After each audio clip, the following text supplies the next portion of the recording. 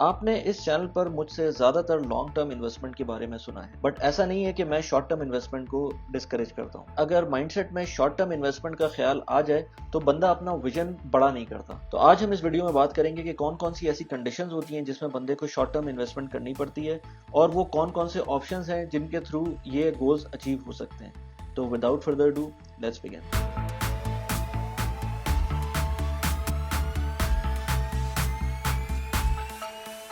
तो हम इस वीडियो में बात करेंगे कि कौन कौन सी ऐसी पॉसिबिलिटीज़ हैं जिसमें आपको शॉर्ट टर्म इन्वेस्टमेंट करनी चाहिए या करनी पड़ जाती है, या कौन कौन से ऑप्शन ऐसे हैं जिनके थ्रू आप शॉर्ट टर्म इन्वेस्टमेंट कर सकते हैं।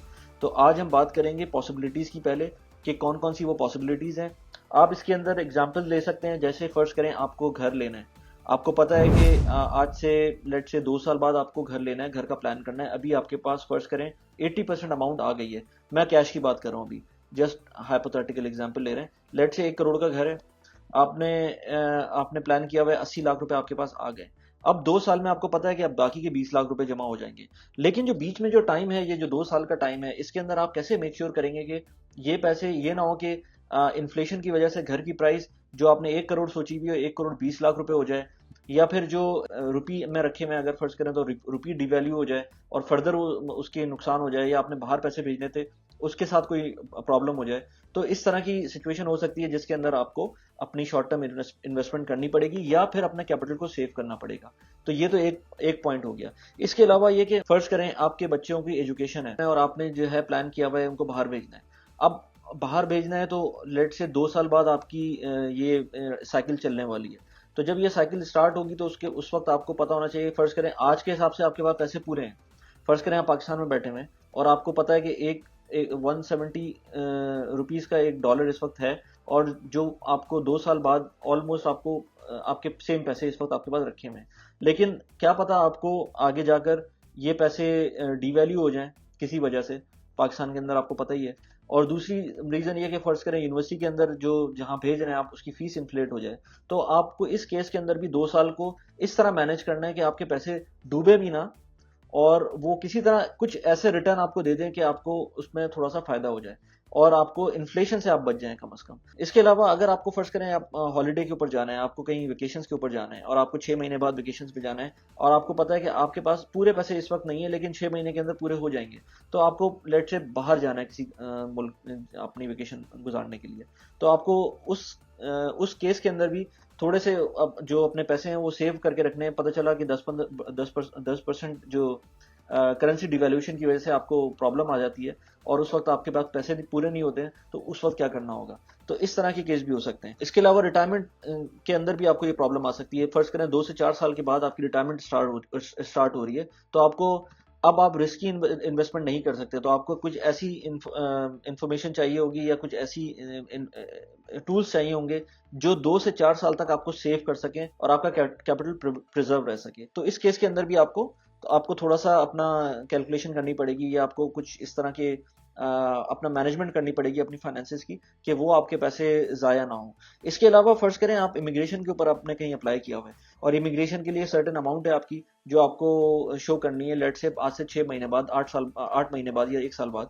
उस केस के अंदर भी आपको जो है वो पैसे अपने दिखाने पड़ेंगे। फ़र्ज़ करें उसके अंदर भी वही प्रॉब्लम्स हैं कि हो सकता है इमिग्रेशन के जो थ्रेशोल्ड्स हैं वो बढ़ जाएं 8 महीने बाद, 1 साल बाद, या हो सकता है आपके पास जिस करेंसी के अंदर पैसे रखे हुए हैं वो डीवैल्यू हो जाए। तो उस केस के अंदर भी आपको थोड़ी मिटिगेशन करनी पड़ती है शॉर्ट टर्म के अंदर। इसके अलावा 2 साल बाद फर्ज करें आपकी शादी है या घर में कोई शादी है या 1 साल बाद शादी है, उसके लिए गोल्ड कलेक्ट करना है, और उसके लिए करंटली तो आपके पास पैसे हैं लेकिन आपको फॉरेन गोल्ड नहीं लेना है, आपको कुछ अरसे बाद गोल्ड लेना है, क्योंकि आप सिक्योरिटी रीजंस की वजह से आप अभी नहीं लेना चाहते। लेकिन आप उस अपने पैसों को किस तरह से हेज करें कि वो आपके पैसे नुकसान में भी ना जाए और कुछ उसके अंदर आपको फायदा भी हो जाए, या फायदा ना भी हो तो कम से कम आप इन्फ्लेशन को बीट कर सकें या इन्फ्लेशन को आपका इफेक्ट कम से कम हो सके। तो उस केस के अंदर भी आपको शॉर्ट टर्म इन्वेस्टमेंट करना पड़ सकती है। इसी तरह फर्ज करें आपको डाउन पेमेंट, जैसे मैंने कहा कि घर के लिए हम पैसों की बात करते हैं, कैश के ऊपर घर की पैसों की बात कर रहे थे, इसी तरह डाउन पेमेंट के ऊपर भी घर ले सकते हैं आप, और उसके अंदर भी आपके पास लेट से कैपिटल जमा हो चुका है, लेकिन आज से 8-9 महीने बाद आपके फर्ज करें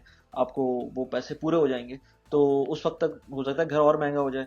तो तो आपको अगेन उस चीज को मिटिगेट करने के लिए अगेन शॉर्ट टर्म इन्वेस्टमेंट करनी पड़ेगी या शॉर्ट टर्म उसकी रिस्क मिटिगेशन करनी पड़ेगी। इसी तरह लेट से आपको कोई स्टार्टअप या बिजनेस स्टार्ट करना है, और बिजनेस स्टार्ट करने के लिए आपको पता है इस वक्त इसके अंदर लेट से 50 लाख रुपए चाहिए आपको इस वक्त, लेकिन आपके 50 लाख रुपए आज से 6 महीने बाद जमा होंगे। तो ये ना हो कि उन 6 महीने बाद फर्ज करें आपने जिस फ्रेंचाइज को लेना है उसकी इस वक्त की फीस 30 लाख रुपए, और वो आज से 6 महीने बाद 35 लाख रुपए कर देते हैं उसको, तो आप कुछ नहीं कर सकते, उस वक्त आपको 5 लाख रुपए एक्स्ट्रा लाने पड़ेंगे। तो इन चीजों की वजह से, या ये मैं कुछ एग्जांपल्स दिए हैं, इन चीजों की वजह से आपको अपनी शॉर्ट टर्म इन्वेस्टमेंट करनी पड़ सकती है। लेकिन मैं उन चीजों को नहीं मानता कि अगर कोई चाहता है कि बस just for the sake of it short term investment करे, यानी कि उसके पास कोई गोल ना हो कि उसको कोई काम करना है अगले 2 साल में, 3 साल में, 4 साल में, और बगैर किसी गोल के वो शॉर्ट टर्म इन्वेस्टमेंट करे just for the sake of it, वो गलत चीज है। आपको नॉर्मली इन्वेस्टमेंट लॉन्ग टर्म करनी चाहिए और एक बहुत बड़ा होराइजन लेना चाहिए ताकि आप उसके अंदर अच्छी तरह से काम कर सकें और गैम्बल ना करें। तो ये जो मैंने आपको चीजें बताई हैं, जितनी भी चीजें बताई हैं, ये बहुत इंपॉर्टेंट है। इसके अंदर आपको शॉर्ट टर्म इन्वेस्टमेंट सिर्फ इसलिए करनी है कि आपका गोल पूरे भी हो जाए और आप इन्फ्लेशन को किसी तरह बीट कर सकें, या ना भी बीट कर सकें तो कम से कम इफेक्ट कम कर सकें उसका। इसमें जैसे वॉरेन बफेट कहता है ना, इन्वेस्टमेंट के 2 उसूल हैं। एक ये कि आपकी इन्वेस्टमेंट डूबे ना, आपका प्रिंसिपल डूबे ना, और सेकंड ये कि आपका जो पहला रूल है वो आप भूले ना। तो 2 रूल जो हैं उसके अंदर सबसे इंपॉर्टेंट चीज ये है कि भाई आपकी इन्वेस्टमेंट डूबनी नहीं चाहिए। मैं अब आपसे बात करता हूं कि जिस तरह से मैंने आपको बताया ना कि जो टारगेट्स हैं आपके, स्पेसिफिक टारगेट्स हैं, लेट से आपके, जैसे हमने कुछ टारगेट्स का जिक्र किया, घर लेना है आपको, शादी होनी है जिसकी वजह से गोल्ड लेना है आपको, या आपको इमीडिएटली आपको इमिग्रेशन के लिए कुछ पैसे चाहिए जो कि 5-6 महीने बाद चाहिए, लेकिन अभी आपके पास पूरे पैसे नहीं है, या अगर हैं भी तो वो आपको नहीं पता कि यार ये पैसे ये ना हो कि जो ना ये डिवैल्यू हो जाए आपकी करेंसी और उसमें नुकसान हो जाए। इस तरह के बहुत सारी चीजों की वजह से आपके पास कुछ ऑप्शंस हैं। अगेन ये ऑप्शंस बहुत ज्यादा आपको रिटर्न नहीं देंगे, लेकिन कोशिश ये होगी इनकी कि आपको थोड़ा सा आपको हेज कर सकें, आपके रिस्क को मिटिगेट कर सकें, इन्फ्लेशन को कुछ हद तक बीट कर सकें। तो सबसे पहले तो इसके अंदर सबसे मशहूर जो है वो बैंक जो डिपॉजिट्स हैं, या आप कह लें पाकिस्तान के अंदर जो गवर्नमेंट की नेशनल सेविंग्स स्कीम है।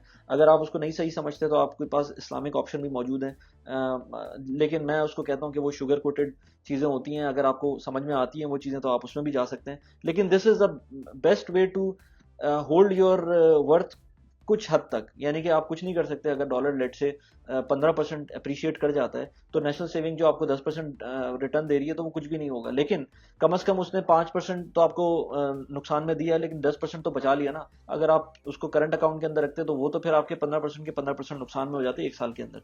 तो इसलिए बैंक डिपॉजिट्स, या उसको कहीं आप ऐसी जगह फिक्स कर दें जहां पर आपको थोड़े बहुत उसमें पैसे मिल सकें 1 साल के अंदर, ताकि आपका रिस्क मिटिगेट हो सके, थोड़े बहुत पैसे बच सकें, तो वो अच्छा है। अब अगेन इसमें इंपॉर्टेंट चीज ये है कि फर्स्ट करें आपके पास ये जो खर्चा आने वाला है ये रुपीस के अंदर ही खर्चा आने वाला है, या उसी करेंसी में आने वाला है जिसमें आपके पास पैसे मौजूद हैं, फिर तो आप उसको वहां रखें। लेकिन फर्ज करें आपको ये पैसे बाहर भेजने हैं, तो हम उसके ऊपर नेक्स्ट बात करते हैं कि अगर फर्ज करें आपके पास ये चीज है कि आपको ये पैसे इमिग्रेशन में यूज करने हैं और डॉलर की टर्म के अंदर दिखाने हैं आपको, तो या फिर आपको फर्ज करें ये यूनिवर्सिटी में पैसे भेजने हैं, तो मैं ये रिकमेंड करूंगा आपको कि आप डॉलर अकाउंट खोलें बैंक के अंदर, पाकिस्तान के अंदर। भले उसके अंदर कम से कम आपको रिटर्न मिल रहा हो, लेकिन आप उसके अंदर कुछ पार्ट जमा करा दें। मैं सारा नहीं कह रहा। लेट से अगर आपकी यूनिवर्सिटी की फीस लेट से है 20 लाख रुपए पाकिस्तानी, जो आपको अगले साल जमा करानी है, तो आप उस 20 लाख में से 10 लाख रुपए जो है वो डॉलर अकाउंट में डाल दें, या 15 लाख रुपए डॉलर अकाउंट में डाल दें, ताकि आपके पास कुछ रिस्क मिटिगेट हो जाए और बाकी पैसे रुपये के अंदर आप उसको अप्रिशिएट करवा लें, तो आपको कुछ इसके अंदर फायदा हो जाएगा। फायदा क्या होगा उसके अंदर, आपको थोड़ा सा अगेन हेज मिल जाएगा। तो इसी तरह अगर आप फर्ज करें आपके पास बहुत ही शॉर्ट टाइम है, आपके पास फर्ज करें 3 महीने का टाइम है, आप उसके अंदर बॉन्ड्स ले सकते हैं, जो कि मैं कभी भी रिकमेंड नहीं करता, लेकिन आपके पास 3 महीने का टाइम है, 3 महीने के अंदर और कोई ऑप्शन नहीं मिलना तो आप उसके अंदर बॉन्ड ले लें, शायद कोई फायदा हो जाए उसके अंदर। इसके अलावा अगर आप बाहर हैं, अगर आप पाकिस्तान से बाहर हैं, तो आपको नया पाकिस्तान सर्टिफिकेट का ऑप्शन है, जो कि बहुत अच्छा ऑप्शन है। शॉर्ट टर्म के ऊपर आपको बहुत अच्छे रिटर्न्स मिलते हैं। इसके अलावा अगर आपको गोल्ड का कोई कंसर्न है, लेट से आपको 1 साल बाद गोल्ड लेना है और अभी आप ले नहीं सकते और अभी आप लेना भी नहीं चाहते, तो उसके लिए मैं कहूँगा कि आपके पास मल्टीपल ऑप्शंस हैं, मल्टीपल फंड्स हैं इस तरह के जो गोल्ड के एक्सपोजर आपको देते हैं। जैसे मीज़ान का एक बहुत मशहूर जो गोल्ड फंड है, मैंने उसके बारे में वीडियो भी बनाई हुआ है, आप उसको जाके देख सकते हैं, उसको आप ले सकते हैं। उससे क्या होगा कि आपकी जो जो जो आपका एक्सपोजर है वो बेसिकली डॉलर टर्म्स के अंदर गोल्ड में हो जाएगा। तो फर्ज करें आज आपने ये गोल्ड का फंड लिया और आपको 6 महीने बाद गोल्ड लेना था, और फर्ज करें 6 महीने बाद गोल्ड जो है ना 10% महंगा हो गया, और रुपी टर्म के अंदर फर्दर और महंगा हो गया, क्योंकि डॉलर टर्म में 10% महंगा हुआ और रुपी टर्म के अंदर लेट से वो फर्दर थोड़ा सा और ऊपर चला गया। तो आपको उसमें नुकसान इसलिए नहीं होगा कि मीज़ान का आपने एक्सपोजर लिया होगा ना, अगर या गोल्ड फंड का एक्सपोजर लिया होगा, तो उसमें आपको कम से कम जो जितने भी पैसे हैं आपके, जो गोल्ड के पैसे हैं, चाहे वो कम हो गए, या अब ये आपकी किस्मत है ना कि अगर फर्ज करें आपने वो पैसे गोल्ड फंड में डाले और गोल्ड की प्राइस नीचे चली गई, तो ये आपकी किस्मत है। लेकिन अगेन आपको हेज कुछ इस तरह करना पड़ेगा कि उसके अंदर कुछ बैलेंस क्रिएट कर सके। इसके अलावा जैसे मैंने आपको बताया कि कुछ ऑप्शन ऐसे होते हैं जब आपको पैसे बाहर भेजने पड़ते हैं। कुछ लोग, मेरे एक सब्सक्राइबर थे, उन्होंने मुझसे कहा था कि उनको पैसे 1-2 साल बाद बाहर भेजने और उनको कुछ इन्वेस्टमेंट करनी है, तो उसके लिए उन्होंने कहा था कि कैसे हेज कर सके। तो मैंने उनको एक रिकमेंडेशन ये दी थी कि अगेन मैंने कहा था कि मीज़ान के अंदर थोड़े से पैसे डाल दें, और इसके अलावा मीज़ान के जो गोल्ड फंड है उसके अंदर पैसे डाल दें, क्योंकि कुछ आपकी हेज मिल जाएगा आपको। बाकी इसके अलावा पाकिस्तान के अंदर एट मैक्स नेशनल सेविंग के अंदर आपको ऑप्शन मिलता है। उसके अंदर एक ऑप्शन बाय द वे है नेशनल सेविंग के अंदर जिसमें अच्छा रिटर्न मिल सकता है। अगर आपके घर में कोई 60+ के लोग हैं, यानी कि आपके पेरेंट्स हैं लेट से, आप उनके नाम पे नेशनल सेविंग्स ले सकते हैं और वो आपको बहुत अच्छा रिटर्न भी देते हैं और उस पर टैक्स भी नहीं लगता। तो एक ऑप्शन ये भी है कि शॉर्ट टर्म के अंदर अगर आपको कहीं डालने हैं पैसे, क्योंकि इसके अंदर जो सीनियर सिटीजन हैं उसके लिए जो उन्होंने लिमिट रखी हुई है वो तकरीबन 50 लाख की रखी हुई है। अगर उससे ज़्यादा के पैसे होते हैं तो फिर वो उसके अंदर इन्वेस्ट नहीं कर सकते। तो अगर आपके पास ये ऑप्शन नहीं है तो फिर अलग बात है। अदरवाइज कुछ लोगों के पास ये ऑप्शन होता है कि वो अपनी जो एल्डरली हैं घर में उनके नाम पर पैसे रखकर बाद में जब उनको चाहिए हो तो वो निकलवा लें। तो ये भी एक ऑप्शन हो सकता है। इसके अलावा ये कि अगर आप पैसे बाहर भेज सकते हैं, अगर आपको बाहर इन्वेस्ट करना है, तो आप अभी से ऑफशोर अकाउंट आपके बने हुए हैं और आप उसके अंदर पैसे डाल सकते हैं, तो वो भी डालना शुरू कर दें ताकि आपका रिस्क मिटिगेट होना शुरू हो जाए। अच्छा, इसी टॉपिक पे मैंने एक पोल अपना क्रिएट किया था अपने यूट्यूब चैनल के ऊपर। तो मैंने उसके अंदर तो थोड़ा सा सरप्राइजिंग रिजल्ट्स मिले थे। इसके अंदर मैंने कहा था कि आपके पास लेट से आप पाकिस्तान के अंदर हैं और 1 से 2 साल का होराइजन है आपके पास, और उसके अंदर आपको शॉर्ट टर्म इन्वेस्टमेंट करनी है, तो आपके पास क्या क्या ऑप्शन है। आपके पास लेट से ऑप्शन है, स्टॉक्स का ऑप्शन है, म्यूचुअल फंड का ऑप्शन है, बैंक डिपॉजिट्स का ऑप्शन है, गोल्ड का ऑप्शन है और प्रॉपर्टी का ऑप्शन है। तो बड़ी हैरानकुन तौर पे मुझे लोगों ने कहा था, 36% ने, कि म्यूचुअल फंड में डालेंगे, और 26% ने बोला कि प्रॉपर्टी में डालेंगे, 18% ने बोला स्टॉक्स में डालेंगे, गोल्ड का 5% लोगों ने बोला और बैंक डिपॉजिट्स का 15% लोगों ने बोला। ये आपको इंडिकेट करता है कि किस तरह की, और ये बाय द वे छोटा सैंपल नहीं है, 167 वोट्स उस वक्त तक आ चुके थे। आई डोंट नो कि जब मैं एडिट कर रहा हूँ तो उस वक्त कितने वोट्स होंगे इसके अंदर। लेकिन आप ये देखें कि कितना गलत कॉन्सेप्ट है कि आप स्टॉक्स के अंदर और म्यूचुअल फंड के अंदर 1 से 2 साल का होराइजन के ऊपर आप पैसे डाल रहे हैं।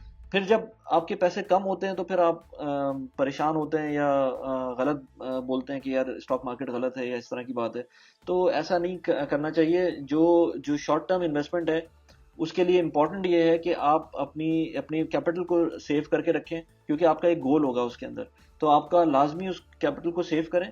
और मेरे ख्याल से जो सबसे बेस्ट इसके अंदर इस गिवन सर्कमस्टांसिस के अंदर जो ऑप्शन था, उसके अंदर कुछ पार्ट आप गोल्ड में डाल सकते थे, बाकी ज्यादातर पार्ट आपका बैंक डिपॉजिट्स के अंदर होता। और प्रॉपर्टी तो किसी सूरत नहीं हो सकती। प्रॉपर्टी तो एक ऐसी चीज है जिसमें आपको नुकसान भी हो सकता है, और इनफैक्ट उसके अंदर जो ट्रांजैक्शन कॉस्ट है वो इतनी ज्यादा होती है कि वो किसी सूरत भी इस शॉर्ट टर्म इन्वेस्टमेंट के लिए सही नहीं है। अच्छा, इसके अंदर हम कुछ बात करते हैं कि अब इसमें मिक्स कैसा होना चाहिए, यानी कि मिक्स के ऊपर आपके ऊपर बहुत सारे ऑप्शन हैं आपके पास, मतलब डिपेंडिंग ऑन अगेन कि आपके पास आपका टारगेट क्या है। जैसे अब मैं आपको एग्जांपल दूं, 2011 के अंदर जब मैंने अपना पहला घर लिया था तो मुझे पता था कि 1 साल के अंदर अंदर मुझको घर लेना है। उसका रीजन ये था कि मैंने ऑलरेडी लोन ले लिया था, जो पर्सनल लोन था मैंने यूएई से ले लिया था। अब मुझे सिर्फ घर तलाश करना था और मेरे पास पैसे बचे हुए थे। अब उन पैसों को मुझे पता था कि भाई वो लेट से 1 करोड़ रुपए हैं, तो 1 करोड़ रुपए मुझे पता था कि ये पैसे मेरे हाथ में है। लेकिन ये इनकी मैं चाह रहा था कि वैल्यू इतनी ही रहे या कम से कम कुछ ऊपर चली जाए, थोड़ी बहुत ऊपर चली जाए, या कम से कम इतनी रहे, लेकिन मेजर कोई नुकसान ना हो जाए। उस जमाने में आप ये सोचें कि वो जो 1 साल का टाइम था उसमें दिरहम डी वैल्यू हुआ था, यानी कि पीकेआर अप्रिशिएट कर गया था फॉर सम रीजन। कभी कभी ऐसा भी होता है जब आपको लेट से ये जो कोविड का जमाना था, आज से 1 साल पहले से लेकर अब तक जो रुपी जिस तरह से बिहेव किया है उसके अंदर 150 से वो 170 पे गया है, 170 से वापस 155 पे गया है। फर्ज करें किसी ने 170 के ऊपर अपने सिर्फ इसलिए दिरहम में कन्वर्ट कर रखे हों पैसे, और उसको 154 के टाइम पर उसको कन्वर्ट कराना पड़ा हो कि उसको कोई चीज़ लेनी हो उस टाइम पर, तो उसको ऑलमोस्ट कोई 7-8% का नुकसान हो जाता है 1 से 2 साल, 1 से 2 महीने बाद, जब वो दोबारा 170 पे चला जाता है। तो इट्स वेरी इंपॉर्टेंट कि आप अपनी अपनी जो एक्सपोजर है अपना, वो प्रॉपरली लेके चलें। जैसे मैं आपको बता रहा हूँ कि मुझे रुपये के अंदर घर खरीदना था, 1 करोड़ रुपए का, 1 करोड़ रुपए मेरे पास मौजूद थे। मैंने उसके अंदर फिर जिस तरह डाइवर्सिफाई किया था उस पूरे पोर्टफोलियो को, वो इस तरह किया था कि मैंने अपने पैसे कुछ नेशनल बॉन्ड्स में डाल दिए थे। यूएई के अंदर नेशनल बॉन्ड्स होते हैं, उसके अंदर आप पैसे डालते हैं, बहुत कम उसमें सुकूक्स होते हैं वो बेसिकली, लेकिन उसमें काफ़ी कम उसमें रिटर्न होता है। लेकिन मैंने उसमें डाल दिया था, मैंने कहा कम से कम दिरहम के अंदर कुछ पैसे रहेंगे। इसके अलावा मैंने गोल्ड खरीद के रखा हुआ था, मैंने गोल्ड रखा हुआ था थोड़ा बहुत, ताकि उसके अंदर भी कुछ आपको हेज मिल जाता है। इसके अलावा मैंने नेशनल सेविंग्स के अंदर कुछ पैसे डाले हुए थे। इसके अलावा कुछ मैंने कैश दिरहम रखा था, और कुछ मैंने मेरे पास कुछ फॉरेन करेंसी थी जिसके अंदर पाउंड और यूरो भी थे। तो ये सारे ऑप्शन मेरे पास मौजूद थे जिस टाइम पर मैंने घर खरीदना था। अगले 6 महीने के अंदर, 6 महीने 8 महीने के अंदर मैंने घर खरीद लिया था। तो ये सारी चीज़ें मुझे बड़े आराम से लिक्विडेट हो गई थी, और बड़े आराम से मैंने इनको ट्रांजेक्शन में यूज़ कर लिया था। मैं अगर उस टाइम पर म्यूचुअल फंड खरीद लेता, या मैं अगर कोई ऐसा प्लॉट खरीद लेता जिसके अंदर मुझे नहीं पता कि आगे आगे 6 महीने में क्या होना है, या मैं कुछ इस तरह के स्टॉक्स खरीद लेता जिसके अंदर कुछ नहीं पता था, तो फिर आप सोचें कि मेरे ये प्रिंसिपल भी जाता, और मेरे इसके अंदर जो मेरा टारगेट था वो भी अचीव नहीं हो सकता था।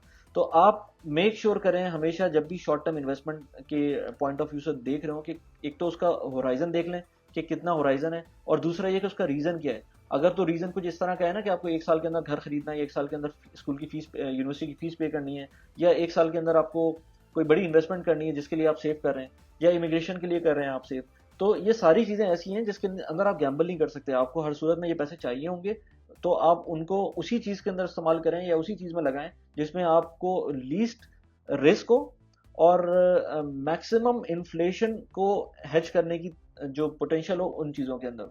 आपको ज़्यादा इसके अंदर रिटर्न नहीं चाहिए। तो मैं ये कहूँगा कि आप प्लीज़ मेक श्योर करें कि जो शॉर्ट टर्म इन्वेस्टमेंट है उसको शॉर्ट टर्म इन्वेस्टमेंट सिर्फ इसलिए लें कि कोई ना कोई आपका बड़ा मकसद उसके अंदर शामिल हो। कैसी लगी वीडियो आपको, प्लीज़ मुझे बताइएगा। Thanks for watching the video. Bye bye.